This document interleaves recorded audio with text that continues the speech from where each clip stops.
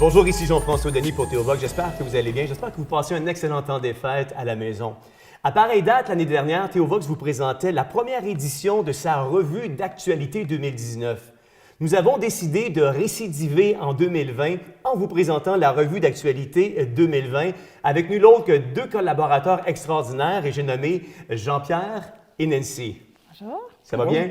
Oui. Au début de l'année 2020, je me souviens d'avoir dit à Jean-Pierre, il faudrait qu'en 2020, Théovox soit un peu plus à l'extérieur. Attention, on a eu cette discussion-là ensemble. Puis j'avais dit, il faudrait que Théovox sorte un peu plus pour faire des reportages à l'extérieur, lâcher un peu ce qu'on faisait devant la caméra avec le green screen. Puis je voulais aller voir les gens Sur le terrain, puis tout ça. Puis au mois de mars tombe, on se fait dire qu'il y a une pandémie, etc., etc. Puis là, c'était devenu essentiel pour nous de couvrir cette actualité-là, d'aller faire des reportages sur le terrain. Puis c'est comme ça qu'on a commencé. On a été bien servis pour sortir à l'extérieur. Effectivement, effectivement. Pour le bien des auditeurs qui écoutent, dans le fond, parce que là, on parle qu'on a commencé, dans le fond, au mois de mars à sortir à l'extérieur. Et des fois, il y a des gens qui se posent la question, pourquoi Théovox allait à l'extérieur puis aller couvrir au niveau de l'actualité? Je pense que c'est une bonne question parce qu'on a eu toutes sortes de commentaires par rapport à nos sorties à l'extérieur. On a lu toutes sortes de commentaires. Moi, je pense que les médias traditionnels couvraient un angle de cette pandémie-là. Et Théovox a été comme une voix pour couvrir l'envers de la médaille de ce qui se disait peut-être pas haut et fort dans les médias traditionnels. Et je pense qu'on a bien rempli le mandat. Certaines personnes peut-être pensaient qu'on allait trop souvent à l'extérieur. On s'est fait un peu reprocher ça aussi durant... Oui, mais on avait toujours des raisons différentes, hein? Effectivement. On est sorti, les fois qu'on est sorti lorsque c'était le premier convoi. Jean-Pierre, tu t'en souviens, je pense que c'était au mois de mars, avril ou quelque chose comme ça. Avec ta moto, on était avec une voiture, puis on connaissait pas personne, mais on a dit qu'il faut couvrir parce que c'est quelque chose de majeur qui se passe ici au Québec, mais même à travers le monde. Oui. Puis je me souviens, on était parti de Montréal, du centre d'achat Rockland. On avait fait une partie du trajet sur l'autoroute 40 pour après ça aller sur le chemin du Roi. Puis on avait monté comme ça jusqu'à... Trois-Rivières, non? Oui, on avait fait une halte à Trois-Rivières. Puis après ça, on avait monté jusqu'au Parlement, l'Assemblée. C'est ça, c'est le Parlement? On avait monté jusqu'au Parlement de Québec. On avait monté en moto, nous, dans la caravane, là. C'était très intéressant. Et puis, à certaines occasions, on pouvait arrêter pour filmer. Ouais. C'était plus facile de se déplacer avec la moto, là. Oui, c'est ça. Mais il fallait montrer ce qu'on ne voyait pas dans les médias traditionnels. Exactement. Comme tu dis, c'est la face cachée. On ne l'entendait pas beaucoup. Alors, on est allé chercher pour avoir les deux côtés. C'est ça du journaliste. Ouais. Quand on fait les nouvelles, bien, on donne aux gens les deux côtés. Ensuite, c'est à eux à se faire une opinion. Ouais. Mais il faut donner quand même qu'est-ce qui se passe. Ou si un côté est très couvert, bien, à ce moment-là, il nous reste l'autre côté à couvrir. Les gens voulaient en apprendre plus. Puis les gens restaient sur leur appétit. Nous, on voulait en apprendre plus. On voulait, nous aussi, en apprendre plus. On a appris aussi ouais, en c'est vrai. étant là. En allant à ces endroits-là, à partir du mois de mars, bien, on s'est aperçu que les gens disaient merci parce qu'on voit un autre côté. Donc, ça fait en sorte qu'on s'est dit, bien, il faut continuer à montrer, nous, ce qu'on voit, puis ce qui n'est pas vu à l'extérieur. Effectivement, puis on n'a pas couvert, juste pour couvrir, ces rassemblements-là. On a couvert le premier convoi à Montréal-Québec. On a couvert notamment quand il y a eu le projet de loi 61 qui avait été déposé. Ouais. On est allé, nous, couvrir cet événement-là. Puis c'est là qu'on a rencontré pour la première fois les Stéphane Blais, les Alexis Cossette-Trudel, avec qui on a eu des entrevues parce qu'on voulait comprendre la dynamique de ce qui se passait. Puis c'était quand même une loi qui était assez dommageable si elle avait passé telle qu'elle était dans le projet de loi 61. Il y avait des choses, puis j'ai pris des notes, là, il y avait des choses comme expropriation non contestable, possibilité de construire des infras dans des zones protégées, impossible de poursuivre le gouvernement ou un de ses membres. Tout futur décret ne sera utilisé qu'1 heure au maximum avant son adoption, puis une carte blanche au gouvernement pour modifier toute loi ou règlement. Fait que c'est les choses qu'on retrouvait grosso modo dans le projet de loi 61. Fait que nous, on est allé couvrir cet événement-là. On est allé aussi couvrir un autre événement qui était majeur, vous vous en souviendrez, à Ottawa, au pied de la colline parlementaire. Il y avait le 1er juillet, c'est là, 1er juillet 2020, qu'entrait en force le nouveau libre-échange, le USMCA. Et il y avait un homme du nom de Norman Traversy qui avait tout monté un dossier de corruption sur le gouvernement canadien, parce qu'il y avait une clause qui était indiquée dans le USMCA qui disait que si il y a un des 3 pays du libre-échange, Mexique, États-Unis, Canada, qui est accusé de corruption, les 2 autres pays ont le droit d'investiguer à savoir si c'est vrai et d'emmener des mesures à ce niveau-là. Donc, c'est un événement majeur dans lequel on est allé sur la colline parlementaire le couvrir, cet événement-là. Un autre événement majeur qu'on a couvert, c'était le fameux dépôt de la motion de désaveu. Oui. Tu sais, c'était historique, ça, au Québec. C'était la première fois qu'on déposait un tel document à l'Assemblée nationale, là. Les fois où Théovox s'est déplacé pour aller sur le terrain, c'était les fois où il y avait... En fait, il n'y avait aucun journaliste, ou à peu près pas, des médias traditionnels. Et on était un des seuls médias alternatifs qui était là pour couvrir ces événements-là. Et puis, je peux dire qu'après l'année qu'on vient de passer, je suis extrêmement content d'avoir couvert ces événements-là, puis de voir les gens, puis de parler avec les gens, puis de sentir le pouls des gens. Puis moi, ce que je trouve génial aussi, c'est que c'est quand on a commencé aussi à faire le direct, où Jean-Pierre, avec ton cellulaire, dans le fond, s'est mis à faire le direct. Puis là, écoute, là, on voyait Jean-Pierre se promener partout. Jean-Pierre, ton premier direct a duré combien de temps? Il a duré 4 heures.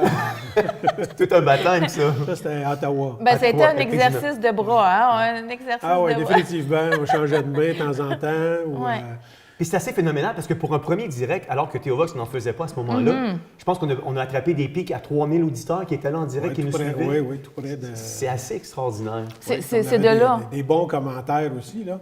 Et c'est le mandat de Théovox Actualité. La section Actualité, c'est de donner l'actualité, mais avec une perspective chrétienne, avec une perspective biblique.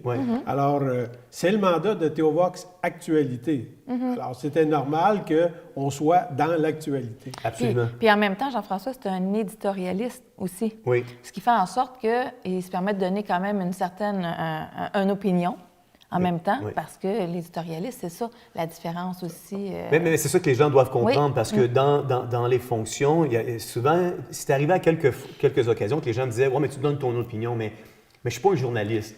Je fais le travail sur le terrain, je vais aller chercher de l'information, mais j'aime tout le temps emmener mon opinion par rapport à l'information que je suis allé recueillir. Et la perspective. Et la perspective biblique, Ben oui, notamment. c'est sûr.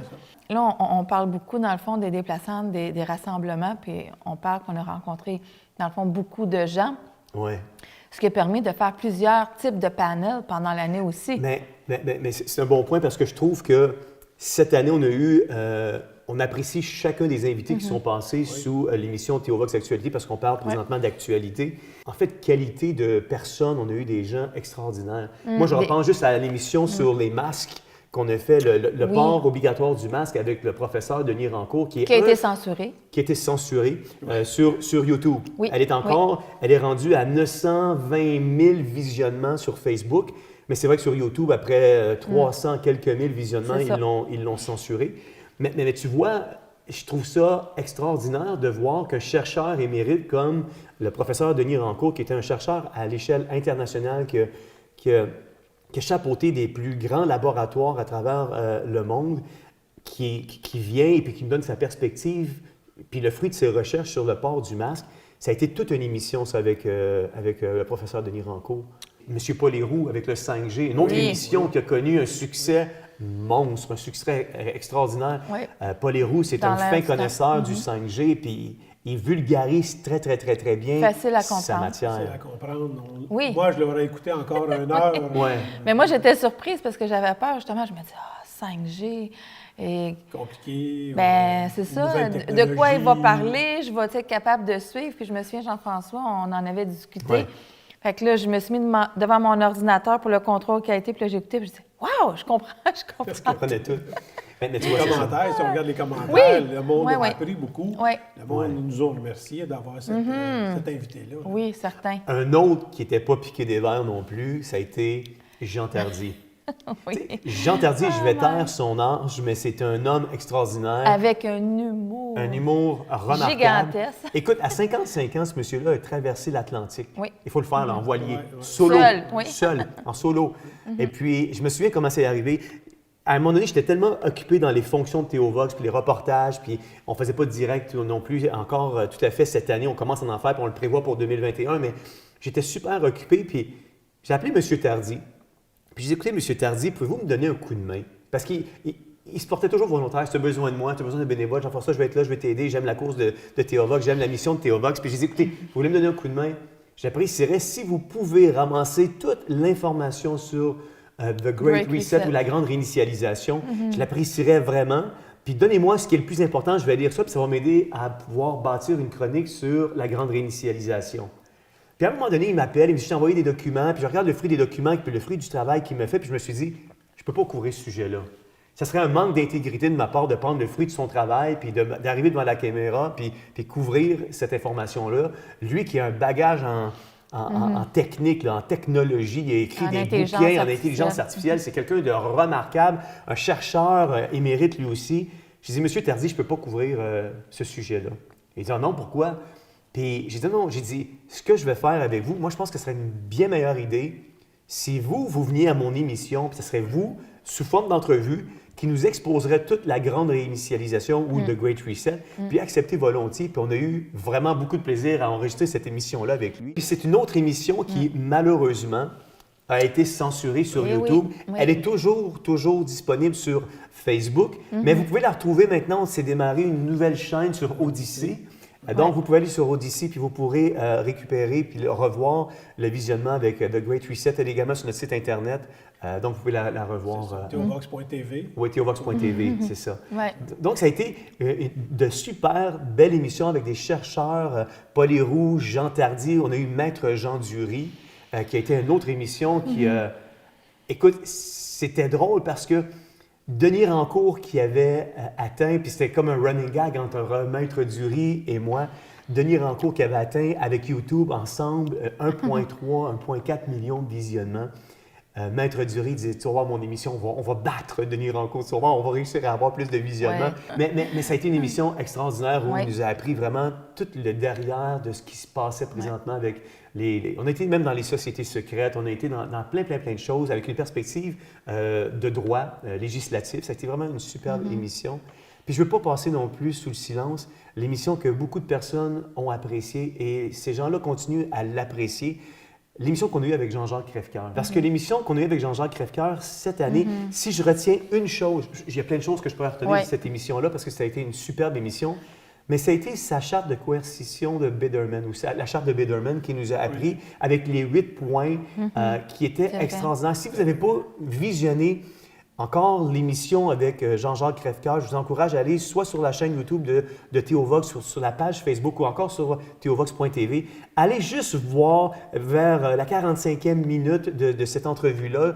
On parle de la charte de Biderman et comment cette charte-là s'applique aujourd'hui dans tout ce qu'on vit. Mais c'est parce que Jean-Jacques Crèvecoeur, il y a vraiment une façon humaine d'apporter les choses. Et on a eu Richard Descaries qui a été un collaborateur. Dans les panels aussi. Oui, ça, c'est une nouvelle émission qu'on a lancée cette année, le panel, qui a fait comme boom.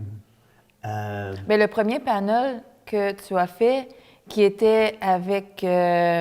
Steve Charland, Frédéric Pitt, Lucie Laurier, Richard Descaries, puis Alexis Cossette-Trudel. On retrouvait Richard Descaries là. Après ça, tu as fait le panel aussi pour les enfants et l'école. Ouais. Richard était là aussi avec d'autres invités, dont Jean-Jacques Crèvecoeur. Jean-Jacques Crèvecoeur, il y avait Maître Jean-Yves Côté, qui gagne à être connu. C'est un... Qu'on avait déjà eu. Oui, l'année dernière, en 2019. Lors d'une émission. Une bonne écoute. Oui. Ben oui, parce que c'était tellement pour les parents et tout ça. Puis le dernier panel où on avait Richard, mais on avait Jean-Pierre aussi. Oui, on avait Jean-Pierre et Patrick Vanasse et c'était sur les élections. Sur les élections, bien oui, c'est vrai. Américaines. Écoute, Jean-Pierre, on est encore dans ce débat-là. Mais oui. Bien, je pense que les élections 2020 vont se régler en 2021. On va le savoir en 2021, qu'est-ce qui va se passer. Là. C'est incroyable. C'est encore... dans les tribunaux, dans le cabinet. C'est quand même remarquable parce que du côté des élections américaines, les médias traditionnels ont été vite à proclamer Biden comme président des États-Unis.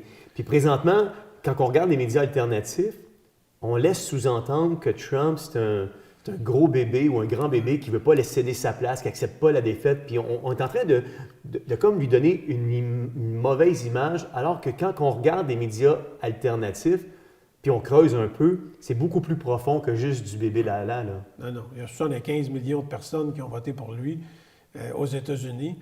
Avant d'aller se coucher le soir des élections, j'étais devant la télé, puis j'ai écouté Pierre Bruno, puis même lui, il n'en revenait pas de voir le succès de M. Trump, puis il a regardé celui qui fait les sondages, puis est-ce qu'on se serait trompé?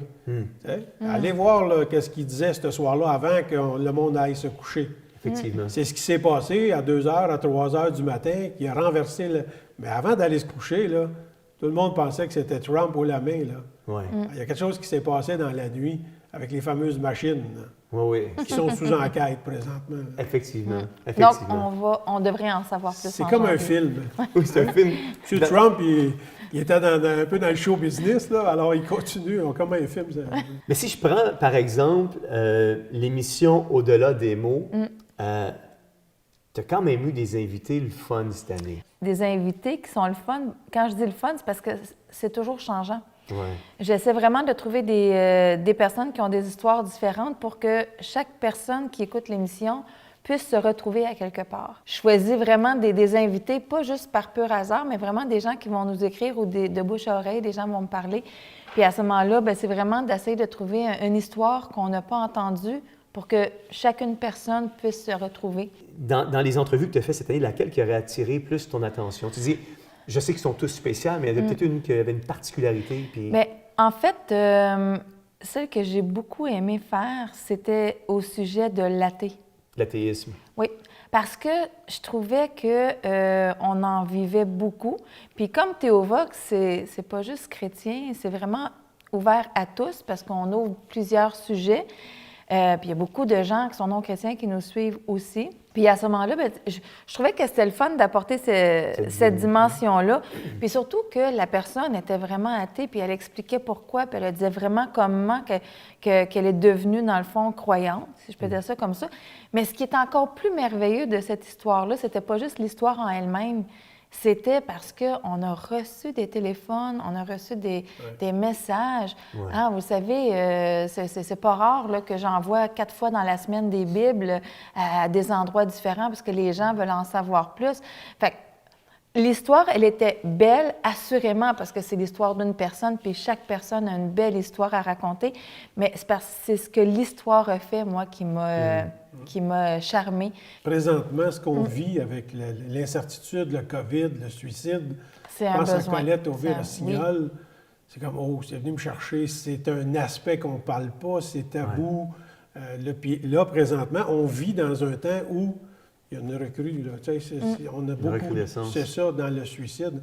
Alors, je pense que quand on a écouté le témoignage de Colette Aubé, elle est allée chercher une autre dimension qu'on ne touche pas souvent ou qu'on ne parle pas souvent. Puis je pense même elle, dans le temps, elle n'était pas prête à en parler, mais là, elle en a parlé d'une façon extraordinaire. Mais c'est tellement un bon point, parce que juste la semaine dernière, j'ai reçu un coup de téléphone d'une dame qui me disait que sa fille elle vivait beaucoup d'anxiété parce que dans le dernier mois, juste dans le mois de novembre, puis elle dit, il me semble que les médias traditionnels n'en parlent pas beaucoup. Tous les résultats ou les répercussions, les dommages collatéraux de la COVID, cette jeune fille-là, dans son entourage, 4 de ses amis se sont enlevés la vie, juste au mois de novembre. Ouais. Et c'était pas un suicide collectif, là, c'était une semaine après l'autre, il y en avait un qui se suicidait. Cette dame-là me disait qu'elle a ramassé un jeune homme qui était désorienté, qui était devant, je crois, un dépanneur. Elle l'a ramassé, elle l'a emmené chez elle, elle l'a nourri, elle en a pris soin. Fait qu'il y a une détresse présentement, puis je pense que ton émission vient justement mettre en lumière cette détresse-là. Puis tu l'emmènes tellement bien avec des questions, puis tu as une facilité de connecter avec les gens dans cette émission-là, puis je trouve que tu fais un travail remarquable. Merci. Et c'est le côté bonne nouvelle de Théovox. Oui. C'est des bonnes nouvelles. C'est vrai, oui, parce que c'est des belles sorties. C'est pas juste triste, dans le fond. L'histoire, elle peut être triste au début, mais elle finit toujours par dire qu'il y a de l'espoir à quelque part. On n'est jamais seul dans ces épreuves-là. Exactement. Et moi, je trouve que c'est le petit côté positif. Les chanceux, c'est toi qui l'émission. Oui, puis en même temps, il y a toujours un aspect de solution. Oui, c'est ça. Pour des gens qui écoutent ce genre d'émission-là, peuvent dire, hey, si elle est allée, si elle a vécu ça, si elle a passé au travers, il y a de l'espoir pour moi aussi. C'est ce que Richard me disait. Il disait, ce qui différencie Théovox comme média alternatif versus peut-être un autre média, c'est que vous présentez toujours une solution dans ce que vous faites. Puis c'est vrai, puis il faut garder cette mission-là, je pense, au cœur de Théovox, c'est d'être capable d'offrir une solution. Puis étant donné qu'on est une chaîne chrétienne, notre solution passe par entremise de Jésus, C'est ça. qui est la meilleure des solutions pour n'importe quelle vie. Ouais. Il y a eu aussi 2 belles réalisations cette année. Oui. Et la dernière, pour moi, c'est le summum. C'est comme, on a levé la barre. C'est 2 chants que tu as fait, Nancy. Il y avait le chant pur, Oui, mais qui en était fait, un peu plus c'était le un budget cover. Oui, le cover, puis c'est un budget un peu plus... C'était un test. Le teaser. C'était un teaser. Ouais, c'est ça. Un budget un peu plus humble qu'on avait pris pour peu, ouais. mais qui a été quand même bien écouté, bien apprécié. Parce que Pur, dans le fond, comme je dis, c'était un cover, donc ce n'était pas une réalisation. Ouais. C'était comme plus jouer un jeu dans un sens, mais c'est sûr que le dernier, c'était un authentique. Oui, Exact. il y a des moments. Oui. Il y a des moments. Tu écoutes cette chanson-là, là, puis elle reste, hein? Oui. Elle reste, tu vas la siffler, tu vas la fredonner. Elle est marquante. Plus avec le son, le tambour. Ouais. Et Ah, moi, dans j'ai le- oui, le vu pont. comme une guerrière et tout ça. Et à ma surprise, ce matin, j'ai regardé Oui. les commentaires, puis il y en a une des commentaires qui c'est une guerrière, puis c'est une lionne, c'est une Nancy là. J'étais puis, Déborah. Oui, hein, c'est ça. Oui, puis- Déborah et son armée. Puis, là. puis, en plus, écoute, puis elle dit, nous les ch'tis, Oui. on est avec toi, Nancy. Puis j'étais comme, wow, même en France, les ch'tis nous écoutent. Tu sais, ils nous ont découvert puis ils nous écoutent. Ouais. C'était vraiment Là, génial on d'apprendre a ça. beaucoup de beaux commentaires de la France, les Oui. gens qui nous écoutent là-bas. là. Fait que dans le fond, c'est pas compliqué, hein? Si les gens veulent se procurer la musique, Le dans single. le fond, le single de Il y a des mots, mais c'est disponible en ce moment, dans le fond, sur iTunes, Apple Music, Ouais. Spotify. Quand que les gens achètent le single, bien, tous les fonds, Ils vont ça pour s'en ça. va Alors, directement. Alors, si les gens ont aimé, Ben, allez oui. l'acheter au plus vite, en grand nombre, puis avant d'en faire un autre. Oui, c'est ça. Oui, Absolument. oui. Écoute, j'ai déjà des plans d'album. Non? Oui, effectivement. pour Avec- oui, 2021. c'est ça. On a eu des pourparlers avec des personnes, mais c'est vrai. Il y a une autre belle réalisation qu'on a faite cette année qui était vraiment majeure parce qu'on avait plus ou moins d'expérience là-dedans. On est allé suivre un cours pour devenir une maison d'édition chez Théovox. Et puis, on a sorti, avec la maison d'édition, cette année, on avait sorti en 2017-2018 le livre de ta mère, Chaque jour avec le maître, Jean-Pierre. Mais cette année, alors qu'on est devenu vraiment officiellement une maison d'édition, on a sorti 4 bouquins. On a sorti Vraiment. le Psaume des temps modernes, qui était une compilation de 285 poèmes.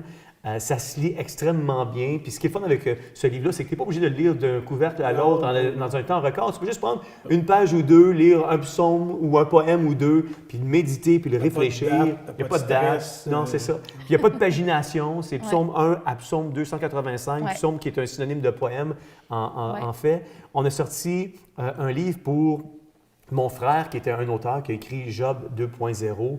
On a sorti ta bande, j'ai toujours bande dessinée, mais je sais que c'est un livre pour Un enfants. livre pour enfants. Qui est bien apprécié aussi, parce que je pense que ça répond à un besoin à travers la Très coloré, francophonie. Oui. Mais c'est un style bien complètement fait. différent. Puis Oui, c'est bien pour fait. montrer que Théovox, on touche à tout, dans le fond aussi. Ouais. Ouais. Puis le tout dernier bébé, Wow. écoute, Ouais, ouais. depuis qu'on l'a mis sur le site Internet, ça sort, Jean-Pierre, c'est incroyable. Mm-hmm. C'est décoder l'Apocalypse. Oui. Et je peux Avec vous dire, Éric Hébert. juste pour avoir une réflexion peut-être des fois différente ou provoquer quelque chose à l'intérieur de nous, ça vaut la peine. Ça ne veut pas dire que vous allez être en accord avec tout ce qui s'est écrit dans ce livre-là, parce que l'Apocalypse, c'est un livre codé, et puis il y a plusieurs interprétations, mais ça vaut le coup de pouvoir se mettre le nez là-dedans puis juste lire. Mais ça nous amène à des réflexions, Oui. hein, puis différentes. Mais tu t'en souviens, Jean-Pierre, on en parlait ensemble, comment Éric Hébert, c'est un scientifique, c'est un géologue, il a un doctorat, et il a fait un travail de moine, parce qu'il a sorti tous les versets qui avaient rapport avec la tribulation, fin des temps, la mort, puis tous ces sujets-là, puis il les a analysés. Il n'a pas juste pris un verset pour lui faire dire des choses que peut-être le verset ne voulait pas dire. Il a regardé tout ça dans un contexte biblique, puis il a écrit ce livre à partir de son analyse à lui par rapport à tout ça. Il y a une nouvelle chose qui va prendre place en 2021 qui est vraiment extraordinaire, et puis on a investi une grosse somme d'argent. Ça a été un pas de foi. Parce qu'on on avait l'habitude de travailler avec un green screen. Vraiment. Donc souvent, les gens me disaient « tu as un beau bureau », mais c'était pas mon bureau, c'était un green screen que je mettais sur... C'était une image que je mettais par-dessus le green screen. Mais là, on est rendu là, on a investi, on devrait avoir notre nouveau décor Puis le lancement, on va faire un lancement avec ça, puis on va avoir des invités qui vont être là pour le lancement de ce nouveau décor-là en janvier 2021 avec... écoute, il va y avoir des collaborateurs. L'émission TVOX Actualité va changer. Ce ne sera pas juste moi. Il va y avoir moi et des journalistes, des collaborateurs. Ouais. On prévoit peut-être le jeudi soir en direct. Fait on a un bureau de nouvelles avec lequel on va pouvoir asseoir moi dans le milieu, puis 2 journalistes de chaque côté. Puis on va pouvoir parler d'actualité avec différentes thématiques politiques, lois canadiennes, législation, etc. On a des personnes experts dans leur domaine. On a eu des personnes qui nous ont dit qu'ils va être des collaborateurs si on en a besoin à l'occasion, notamment Denis Rancourt, notamment Jean Tardy qui va être là aussi comme collaborateur, Richard Descaries. On ne peut pas passer à côté le dernier message que TVOX, en fait, d'anthologique que tu as fait. Oui, c'est vrai. Il y a eu un message qui a sonné comme une tonne de briques, qui était « Où sont les leaders chrétiens ?» Oui. Qui était en fait, j'ai pas fait beaucoup de messages cette année. J'étais plus au niveau de l'éditorialisme puis le journalisme. Fait que j'étais plus à l'extérieur à couvrir d'événements, mais il y a eu ce dépôt-là dans mon cœur où, dans un temps de prière, j'ai vraiment senti Dieu m'interpeller. Et ça a été un message difficile. J'ai eu beaucoup de combats. Je me disais, est-ce que je le fais, est-ce que je le fais pas? Puis je me souviens, à un moment donné, Nancy, tu me disais, Jean-François, Dieu t'a parlé, Dieu t'a demandé de sortir, puis pourquoi tu le sors pas? Puis je dis, tu as raison. Puis à un moment donné, je me suis mis à l'écrire puis à le sortir. Parce qu'en fait, on parle de leader, hein? Puis souvent, avec le titre, dans le fond, ce que ça évoque, c'est-à-dire un leader, c'est tout leader, hein? Ouais. Jean-Pierre, tu es un leader chrétien ça, parce que, bon, tu leads quand même une tous compagnie. Les leaders, certains leaders ont appelé et ont dit merci d'avoir dit ce que nous, on aimerait, mais on ne peut pas. C'est un peu comme l'histoire des docteurs qui ne peuvent pas parler ou des autres. Quand tu es dans un ordre, ou etc., c'est difficile de parler. Donc, ils ont dit merci d'avoir dit ce que nous, on aimerait Mais du fait dire. qu'on n'est pas une église, c'est ça, dans un sens. Puis ça, c'est une particularité que les gens doivent comprendre dans le milieu chrétien. Le mandat de TVOX n'est pas une église. On a un mandat bien distinct, on a un auditoire qui est bien distinct également, et notre mission n'est pas la mission d'une église, on est un ministère extérieur, à l'extérieur de l'église, une vision, une mission, puis des valeurs qui sont... Les valeurs sont pareilles, mais notre mission puis notre vision elle est un peu différente de ce qu'une Église aurait comme vision et mission. Comme tu dis tantôt, on n'est pas une Église, puis c'était pas notre mandat. On ne peut pas faire une Église, là. Mais où on s'en allait, c'est que c'est les gens qui nous poussent, c'est les gens qui nous appellent, c'est les gens qui nous demandent de l'aide. Jean-François, toi, c'est du counseling, on rencontre des gens, on passe 1 heure avec un, 1 heure avec l'autre. Ouais. On répond aux besoins tout simplement. Amen, et puis la distribution, encore une fois, des Bibles, on aime ça, on en envoie tous les semaines, puis on est content de voir le fruit de ce qu'on fait. Ouais. Ça, c'est le fruit de ce qu'on fait. Ça touche les gens et on n'est pas là seulement pour toucher des gens dans les églises. Ils sont déjà là, sont déjà couverts. Les gens nous appellent à la grandeur du Québec. Oui. Et je dirais même... À travers la francophonie, on reçoit des courriels, des messages régulièrement à chaque semaine. On en reçoit beaucoup. Les gens ont soif, les gens ont peur, les gens se posent des questions, les gens veulent jaser, discuter. Et je me souviens de ce coup de téléphone-là qu'on avait eu, des gens qui vivaient vraiment comme à 2 heures de Montréal, en s'en allant vers les Laurentides, passer Mont-Laurier ou dans ce coin-là. Puis ils cherchaient une église parce qu'ils voulaient se faire baptiser. Puis il n'y avait personne qui était prêt à cause des conditions, d'ouvrir l'Église puis les baptiser. Puis nous, on l'a fait, on a vécu 2 baptêmes cette année à TVOX. Fait qu'on répond à des besoins, on est là, puis on brille là où on est, tout simplement. Yes. Et le focus, comme tu disais tantôt, de TVOX reste toujours la solution. Absolument. Alors, si on peut tout le temps apporter une solution à qu'est-ce qui se passe ou à une crise ou donner aux gens des outils, quoi faire dans l'éducation. Donc, c'est le mandat, donner des solutions aux gens. Ça me fait penser à la rétrospective, si je ne me trompe pas, de l'année dernière, où on disait aux gens, envoyez-nous vos questions. Si vous avez des sujets, vous avez des questions, si on n'a pas les réponses, on va trouver les gens qui vont avoir la réponse pour nous. Oui. Puis ça, c'est la beauté d'avoir un média alternatif. C'est que le média alternatif va aller des fois une étape plus loin qu'un média conventionnel. Il y a une interaction qui se passe avec l'auditoire, puis on est proche de notre auditoire, Puis si vous avez des questions puis des interrogations, on va tout faire avec nos spécialistes qui nous entourent de vous revenir avec la bonne information pour ce que vous nous aurez posé comme question. On peut vraiment pas terminer avant de parler de Apologia. Ah oui. Parce qu'on s'entend que Apologia, c'est depuis le début de l'année 2020 qu'on était censé. Puis écoute, on avait loué la salle, l'hôtel, les conférenciers, tout le monde était prêt pour le 3 avril. Et puis là, il est arrivé... Après, on l'a reporté au mois d'octobre. On l'a reporté le 3 octobre. Et puis là, on a dû malheureusement annuler. Ouais. Et puis, mais tout était prêt. Hein? On était prêts. C'est pas compliqué, on était vraiment prêts. Et puis, on a dû annuler, mais... Mais la conférence Apologia est maintenant disponible. Vous pouvez aller sur apologia.ca, le lien pour vous inscrire et bénéficier de ces 7 conférences-là qu'on a. Oui. Donc, on vous encourage d'assister à cette conférence-là de façon virtuelle. Denis Rancourt pour changement climatique, Jean Tardy pour intelligence artificielle, Laurence Teasdale que vous avez déjà eu chez Théovox dans le volet théologique qui est là pour parler de création versus évolution. On a des gens de ProVie Canada. On a Paul Héroux sur la 5G. On a des gens extraordinaires qui sont là. Puis on a Mario Mascotte c'est ça. sur la fin des temps.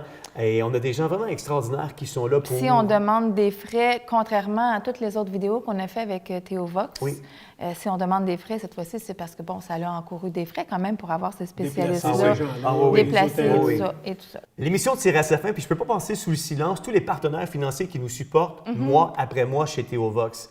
Jean-Pierre, ça m'amène à te poser la question suivante. Pour tous ceux et celles qui ne supportent pas encore peut-être Théovox, comment qu'on peut supporter Théovox? Nous, en tant que médias, on demande, tandis que dans les médias traditionnels, ils ne demandent pas, ils le prennent sur vos impôts. Oui. Alors, Mais nous, on fait pas ça. au moins, vous avez le choix avec Théovox, vous pouvez nous aider de tout cœur. On remercie aussi nos collaborateurs qui sont là à tous les mois.